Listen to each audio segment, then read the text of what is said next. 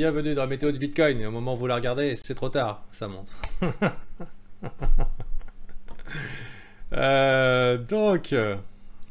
Content de vous retrouver, j'espère que vous allez bien. Donc si vous ne savez pas, c'est l'extrait, c'est le début du service VIP, c'est le début de la petite, du live quotidien.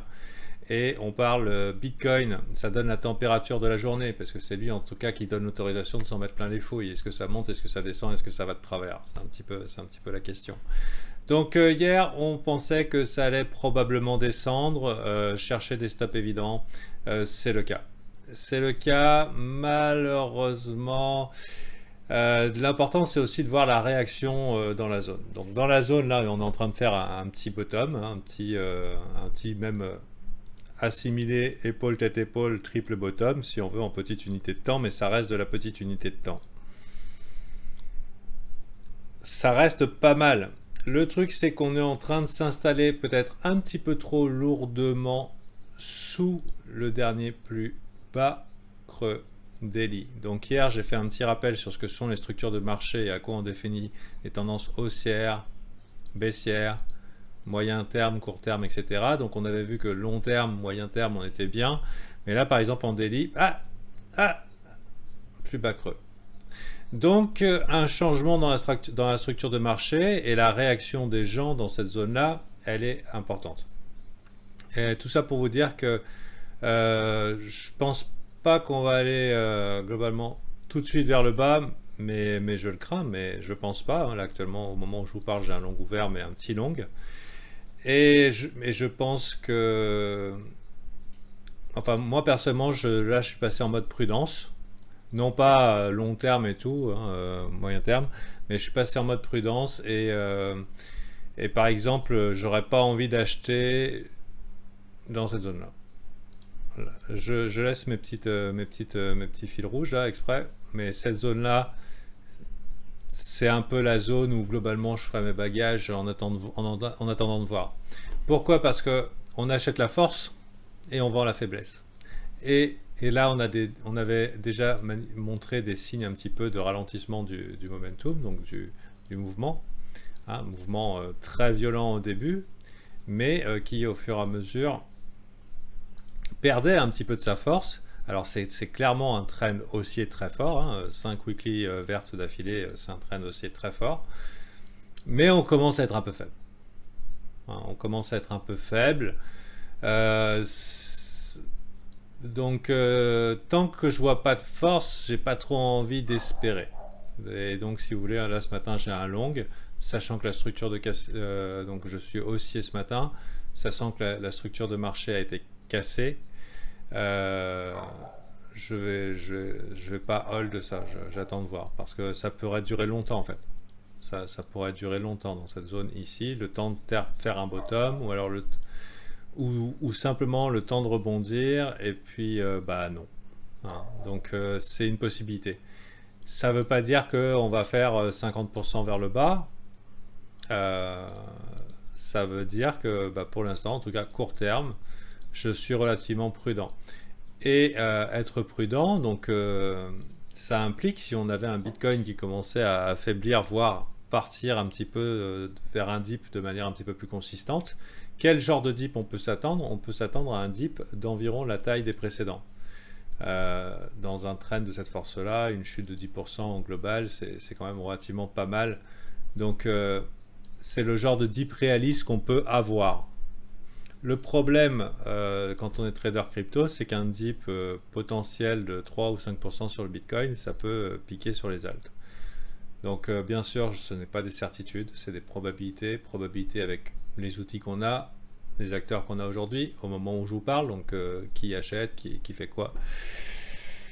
Juste, voilà, dans la zone 49-50 000, personnellement, si j'avais des altes, et j'en ai pas, j'allégerais. J'allégerais le temps de voir comment ça se passe. Quitte à reprendre, si ça va tout doucement comme ça, hein, tout doucement, et on s'approche et on s'installe dans les 50 et plus. Si ça fait ça, ok, je reprends mes positions, a priori c'est bullish, on va aller niquer les bears, c'était un bear trap. D'accord, globalement c'est un petit peu ce que j'ai en tête Donc globalement, pour l'instant, un petit scalp haussier, et puis merci, les sous-sous dans la poche, au revoir.